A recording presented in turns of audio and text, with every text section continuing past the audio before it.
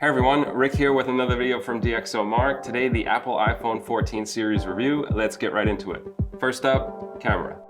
Let's take a look at how all four devices of the Apple iPhone 14 series performed in our camera test protocol. We see two sets of scores. At the low end, 133 for the 14 and 14 Plus, and 146 for the Pro and the Pro Max. We can start to see how each phone is similar and yet different in the series and try to point you towards a model based on some of your user needs, not just in regards to camera, but we're going to start there. So we got two sets of camera specs for the four phones. The Pro and the Pro Max featured three camera modules running the A16 chipset, while the 14 and 14 Plus featured two distinct rear camera modules running Apple's A15. Let's just take a look at some sample images taken by the 14 Pro, just to give you a general idea of the entire series' capabilities.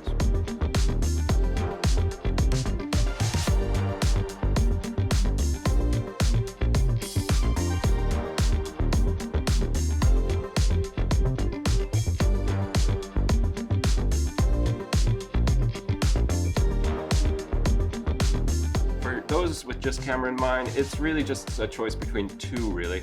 But do keep in mind that all four of these rest within the top 10 of our camera rankings, as to be expected. It's a quality camera system regardless of which phone model you purchase. If you like this video, make sure you subscribe to our channel. Be sure to turn on all notifications so you don't miss a thing.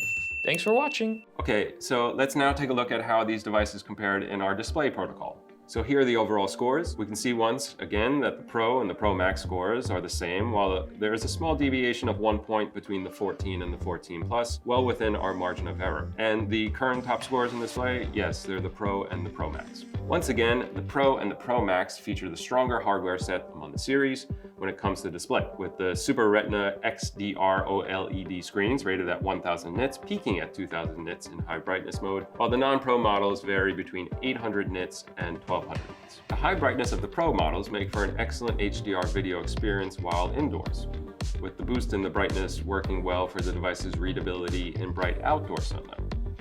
Though we did notice slightly low brightness indoors for the Pro model and touch interaction lacking a bit of smoothness when gaming on the Pro Max.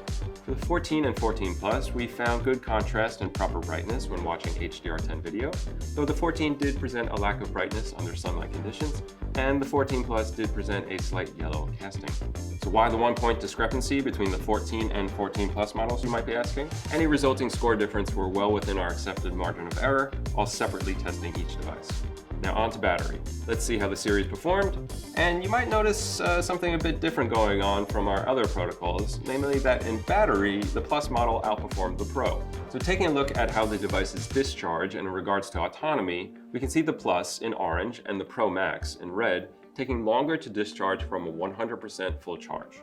And wired charging times were a bit slower as well for the larger battery capacity of the Plus and Pro Max models as seen here. Though Quick Boost did offer longer autonomy overall for the Plus and Pro Max models as opposed to their lower end versions. You may have noticed something else according to our battery rankings. It seems that the iPhone 13 Pro Max beats all iPhone 14 models in our battery protocol. So the reason for this is that the 13 Pro Max performed better in our on-the-go social app testing, which is used to calculate our autonomy subscore.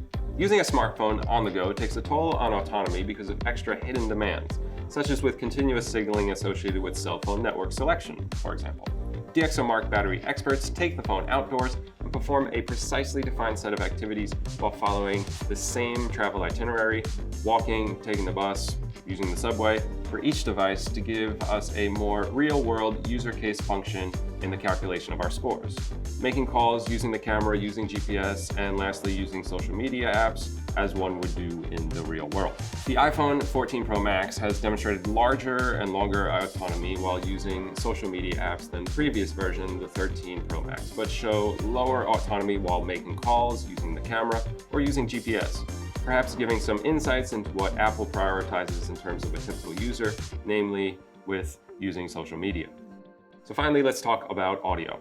As the hardware setups are virtually identical, there's not much between the 14, 14 Plus, 14 Pro, and 14 Pro Max in terms of audio. Taking a look at the scores, a slight difference, but this falls within our accepted margin of error in our testing, as the 14 and 14 Plus models again run off of Apple's A15 Bionic chipset, and the Pro and Pro Max run off of the new A16 chipset.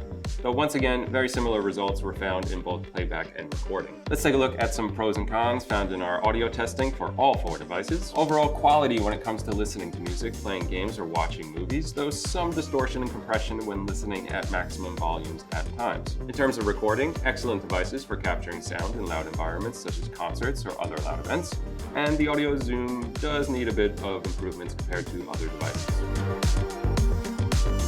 Let's take a look at all the scores we discussed today. As to be expected, each one of the iPhone 14s performed quite well in our rankings, but hopefully this video can give you a bit more insight on which model might be the best for you based on your needs. Don't forget you could read the full reports on our website, DXOMARK.com, breaking it down into finer details, links all down below. My name is Rick. It's been a pleasure. We'll see you in the next video.